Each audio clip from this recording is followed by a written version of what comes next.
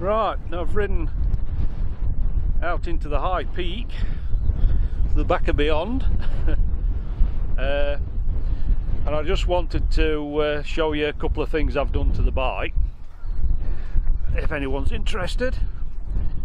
I've fitted new rear shock absorbers. I've taken the original ones off. They're still hydraulic, they're not gas, but these are made by a company called Icon, an Australian company, and they look very similar to the old Girlings that used to be fitted to the old Triumphs.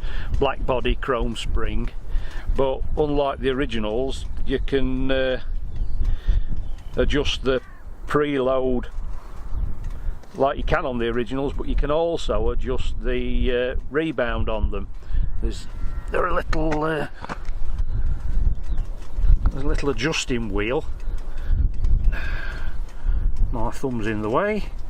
A little adjusting wheel just in there under that rubber cover, and you can adjust the rebound.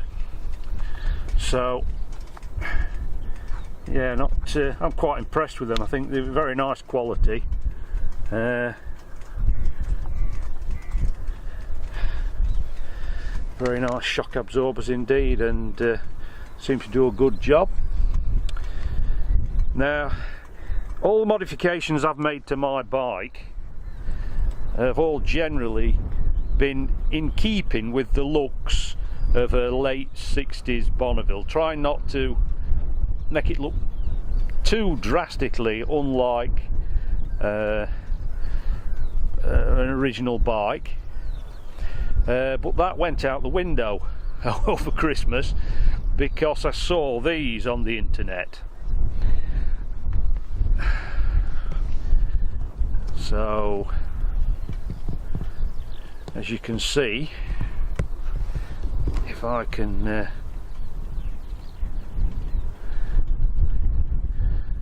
these are Brembo 4-pot calipers and replacement discs.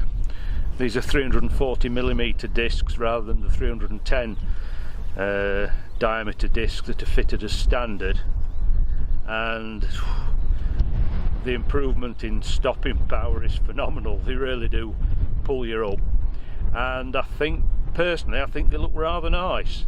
I went for what they call titanium, which are the silver coloured calipers rather than the gold ones, because my bike having a lot of silver paint and chrome, I thought it wouldn't stand out too much, look too garish, and I think they look rather nice. I think they really do set it off, but they are phenomenally expensive. So that's the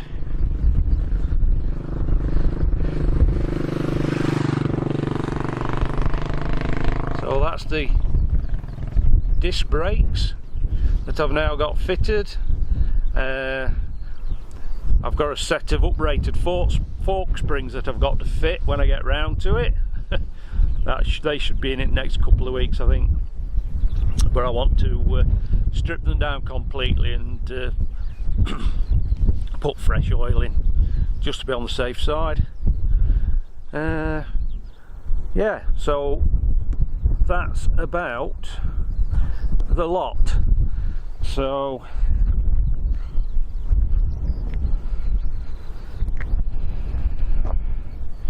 there she is. I say every time, I can't think of any more modifications I could do to it, but you keep seeing things. It's a damned internet. You keep looking on there and you see things and you get tempted. But certainly the discs and calipers, I think, look a lot better than the standard ones. They are ridiculously expensive, but well, a fool and his money are easily parted, as they say, so I must be a complete imbecile, I think. Anyway, I'm going to sign off now, and good luck to you all.